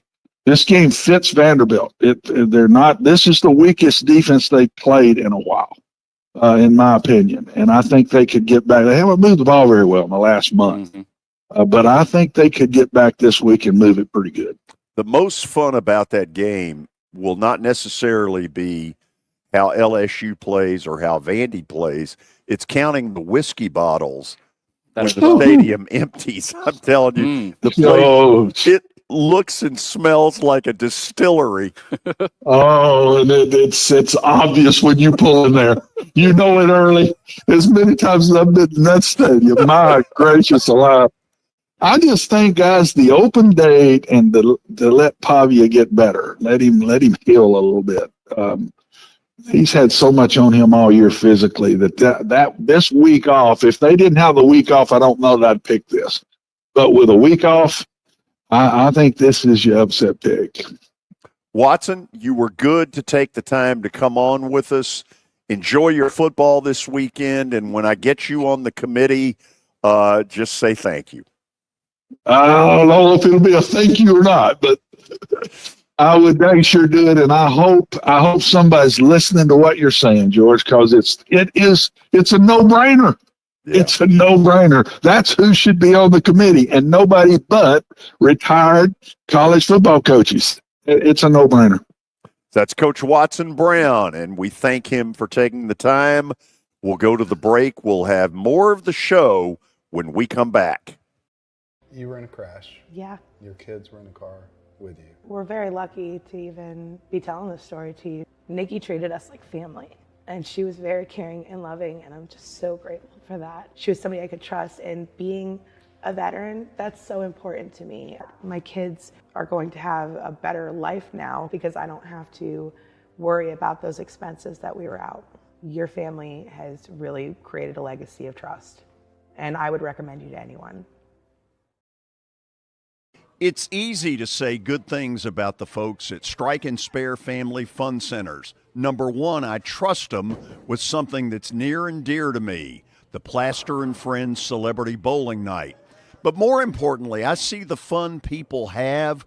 They enjoy the bowling, they enjoy the camaraderie, and you will too. Come by any of their locations and get ready to have some fun.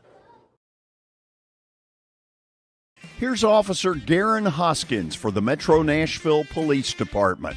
The Metro Nashville Police Department is on the forefront of policing in this century, and I'm glad I'm a part of it. I'm glad I get to find other good officers, other future good officers. And if you're watching today, or you yourself or someone you happen to know is interested, join MNPD.com. Feel free to reach out to us because we need good officers, and it's a great city to work for.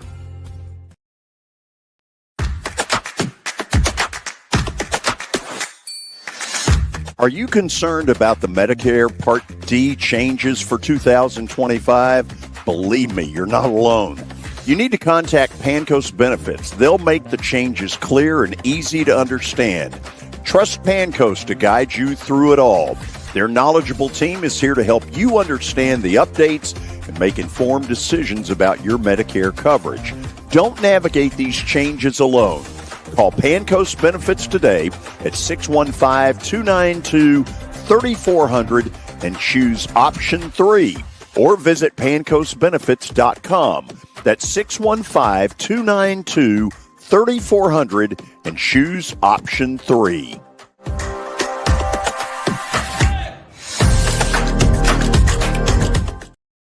Convenience and value, 2 words that we expect when we do business. Our goal at JHA Company is to deliver just that, both to our school partners and to our customers. Whether you're purchasing photos, yearbooks, class jewelry, letter jackets, school spirit wear, or senior graduation products, we strive to make the experience easy, convenient, and cost-effective. Find out more at jhacompany.com or call 615-867-6345 for more information. JHA, one source, one company.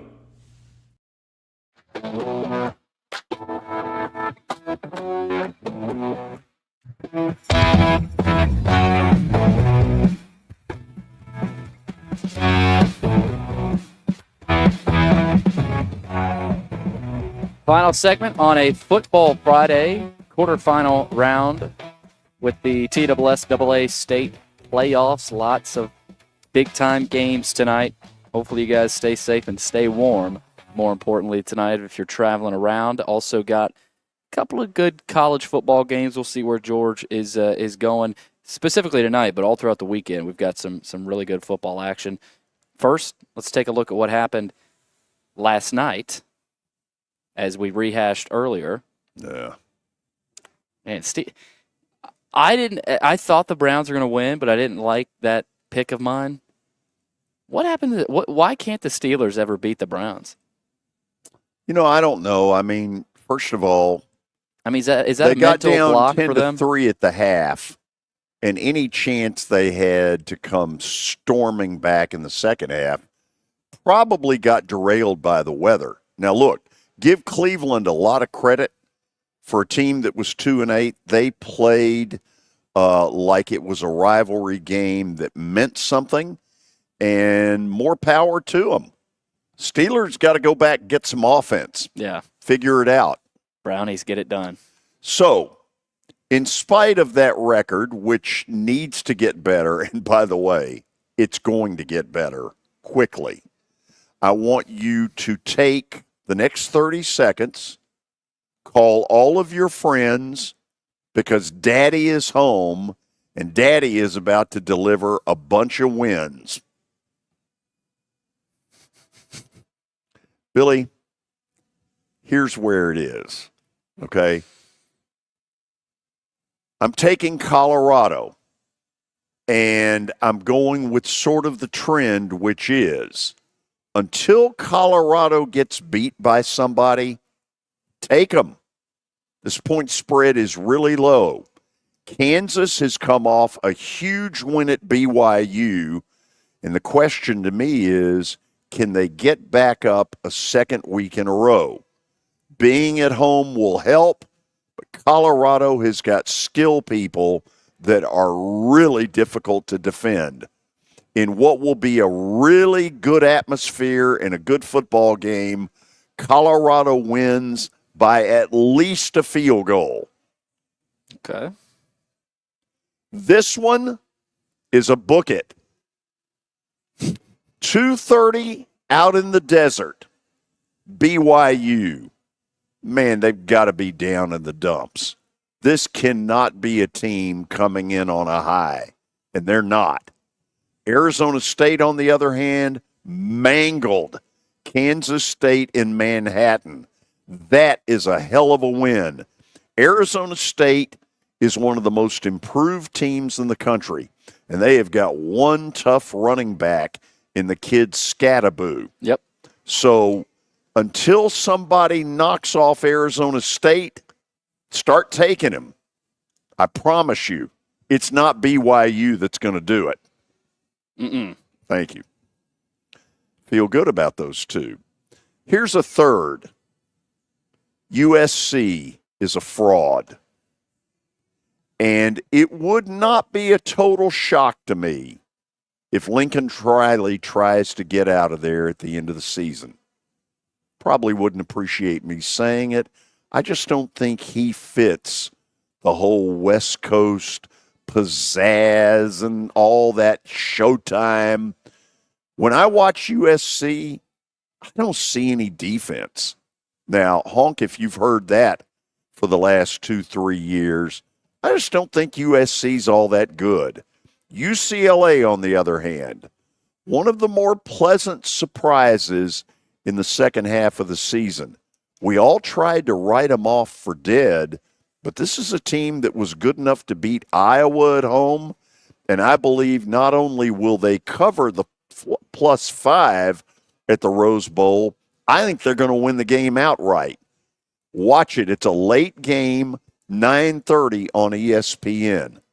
I really like the first three that I've tossed out there. Yeah, I like feel Colorado. really good. I like Arizona State, and I like UCLA, but not as much as you do. I wouldn't love that. I would be nervous about that. Now,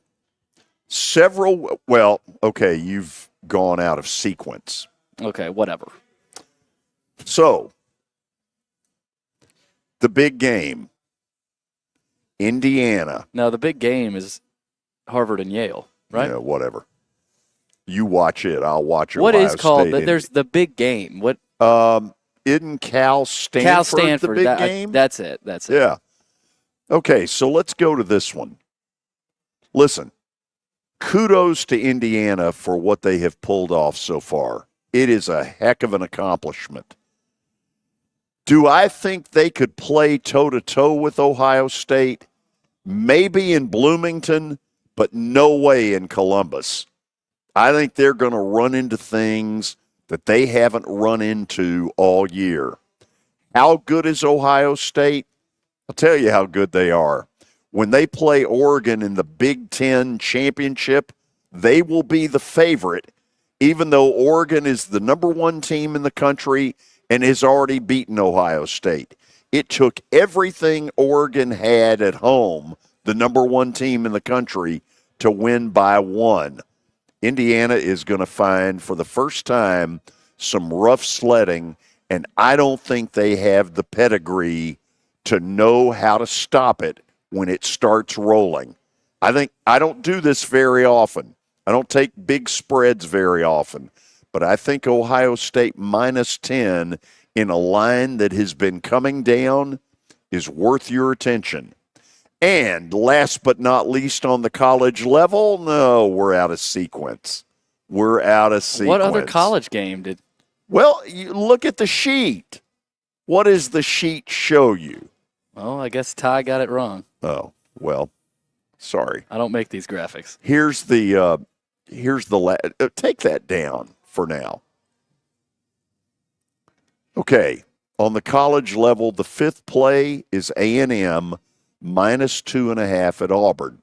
I got fooled about 3 weeks ago when A&M got trounced at South Carolina. Here's the difference. South Carolina can score. They can put up points in bunches. Auburn cannot. Start talking, Billy. This is another cough fest from George, as that's the third time this has happened today. You know what? Get over it. A&M will take care of business unless Auburn's defense creates cheap points.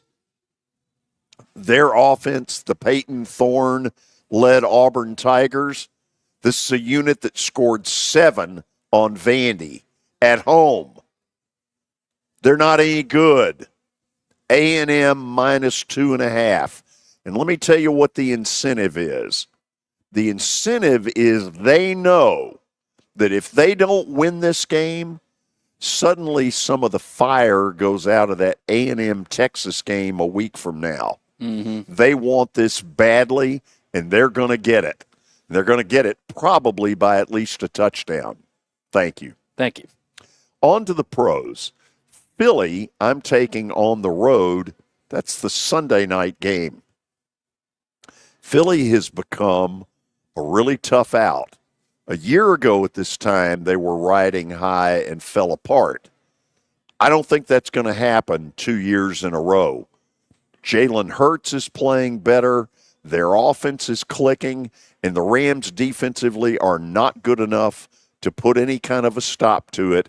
I'm taking Philly minus 3 on the road at SoFi against the Rams. And my final play is a two-team teaser. I don't believe for a minute that New England goes to Miami and beats the Dolphins. I don't believe for a minute that the Titans go to Houston and beat the Texans. So tease them both down. Miami minus 1, Houston minus 1.5. If you listen to me this weekend, you're going to be a happy camper and you're going to make a lot of money. Don't listen to Billy's negativity. It is simply what he puts out there. Pay no attention to. Here's what I would ride with. Yeah, whatever. I would go with Colorado. I would go with Arizona State. I don't know about that UCLA pick. I don't hate it, but I can't say I love it. Fine, nobody's asking you to play it. I think Ohio State covers. Eagles cover. So the only one I don't like is UCLA. Well, out of 7 plays, is that not pretty dadgum good? No, it is good. I'm saying. I'm here to tell you. And I that might trail you here. Daddy is going to make you some money this week. We'll see. I think there's a chance, but at UCLA and then NFL games are always hard. But. Okay, let's go through some of the reactions today of people and their opinions on who wins. Question of the day today was, what's your best upset pick for college football this weekend? Here are some of the responses. Mm-hmm. Victor, Minnesota over Penn State. Please. They can row that boat into oblivion. Penn State's just a more solid football team, and I don't see Minnesota getting enough offensively to pull this off. Trevor, Kansas over Colorado. End of Coach Prime's play of chances. Well, in Kansas City. Could be a good crowd. Yeah, is it at Arrowhead? It's at Arrowhead. Is it really? Should be a great atmosphere. Wow. Might be a little cold there. Yeah. Donna on Facebook, Vandy over LSU. You know, it surprised me when Watson said he was confident. I mean, he had no hesitation. So LSU appears to be a team that's in disarray. They really do. They play like it. They play stupid. They don't play like a well-coached football team. If Vandy can stay in it early and not let that crowd get them in trouble, maybe they got a chance. The sunken grave, Florida over Ole Miss. You know, this one is really intriguing because Ole Miss has got so much to play for. I mean, their playoff lives, this is for them an elimination game. You lose, you out. Florida, on the other hand, there's some building momentum there. And I think what needs to happen if you're Ole Miss is you crush that early. You get up 10-0 and you tell Florida, not so fast, my friend. By the way, let me just do that here. You ready? Not so fast, my friend. Did you like that? I like it. Yeah. Okay, so those are the upset picks that people had. Yep. Okay. Monday, a lot of reaction. Titans headed to Houston, where nobody thinks they're going to win. Nope. We'll have Kelly's analysis early in the show. Then during the 4 o'clock hour, I'll give you my projections of where it ought to be, and I promise you this, Boise State ain't going to be in the 4-hole. Come on, Boise. You can take that to the bank. They're not going to be in the 4-hole, at least off what I'm going to give you. We'll see. Could be interesting. Yeah, and then we're going to open up the phones at 4:20, where you all have really stepped up with not only your phone calls, your comments. I can't thank you enough. This has been one of the most fun weeks that we have had since we have gone into this venture. That's a good way of saying it. Yeah. Okay, I'll leave you with this. If you're so inclined, help me be a single in the Plaster and Friends Celebrity Bowling Night. Email me, plastergeorge@gmail.com. It'll cost you $200, and the proceeds go to the Last Minute Toy Store and the Martha O'Brien Center. For young William over there, who hopefully is starting to believe in his daddy's picks, I'm George Plaster. Have a great weekend. Drive safe. And if you're going to a game tonight, stay warm. See ya. See y'all.